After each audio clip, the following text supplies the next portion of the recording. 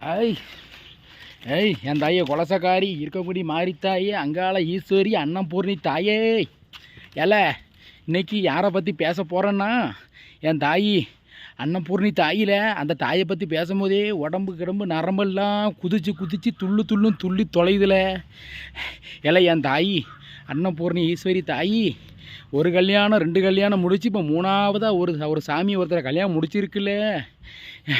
இல்லை அவன் கல்யாணம் முடித்த உடனே பார்த்தீங்கன்னா 2 பேரும் சேர்ந்து அருள்வாக்கு கொடுக்காங்கல்ல. இவங்க அருள்வாக்கு கொடுக்கறதுனால என்னெல்லாம் நடக்க போகுது தெரியுமா? குடிக்கிற மக்கள் குடிமகன்கள் திருந்த போகிறாங்க. இந்த பச்சை பிள்ளை சின்ன பிள்ளை கடத்தி கொண்டு வாழ்க்கையை சீரழிக்கானும்ல, அவங்களுக்கு தண்டனை கிடைக்க போகுது. அப்புறம் பார்த்தீங்கன்னா இந்த கொலை எல்லாம் பண்ணுறவன் திருந்த போகிறான். அதுக்கப்புறம் பார்த்தீங்கன்னா நாட்டில் ஒரு அமைதி, எந்த சாதி சண்டை அந்த சண்டை மத சண்டைன்னு எதுவும் வரப்போகிறது, எல்லாம் நிற்க போகுது.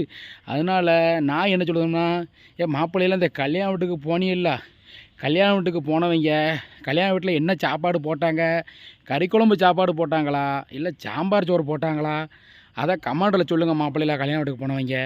அப்புறம் கல்யாண வீட்டில் மாப்பிள்ளைக்கு பொண்ணு என்ன கொடுத்தாங்க, பொண்ணுக்கு என்ன கொடுத்தாங்க மாப்பிள்ளை, அதை சொல்லிடுங்க. அப்புறம் கழுத்தில் எத்தனை பவுன் சங்கிலி போட்டிருந்தாங்க, அதுக்கப்புறம் மாப்பிள்ளைக்கு காரு கொடுத்தாங்களா, பணம் மொய் எவ்வளோ கொடுத்தாங்க, நீங்கள் எவ்வளோ மொய் செஞ்சிய, இதெல்லாம் என்கிட்ட சொல்லுங்கள் கமெண்டில் வந்து. சரியா மாப்பிள்ளைகளா? தலை எழுத்தில் இல்லை நாட்டில் என்னென்ன பிரச்சனை எப்படி இல்லாமல் போய்கிட்டு இருக்கு. இப்போ 3ஆவது ஒரு கல்யாணம் வந்து ரொம்ப தேவைதானால இந்த அம்மாவுக்கு. அவன் ஒரு பொண்டாட்டி கட்டி சோறு போட வழி இல்லாமல் ரோட்டில் பிச்சை எடுத்துக்கிட்டு அலைதம்ல. இதில் 3 கல்யாணம்.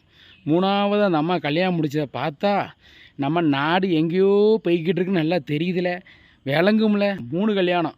உலகம் ஏதாயி பூமி நாச்சியா, இதெல்லாம் நீ பார்த்துட்டு கண்ணை மூடிக்கிட்டு பூமியை 2ஆக பிளந்துக்கிட்டு என் மக்கள் எல்லாத்தையும் உள்ளே போட்டு மூடி கொன்றாத. கொஞ்சம் எங்கள் ஆத்தாளுக்கு பொறுமை கூட. என் அன்னபூர்ணி தாய்க்கு இதை பேசும்போதே என் உடம்புல நடுநடுங்குதில்ல, ஸ்பிங்கி மாதிரி துள்ளுதில்ல. ஆமாம் மாப்பிள்ளையில நாடு விளங்கும்ல.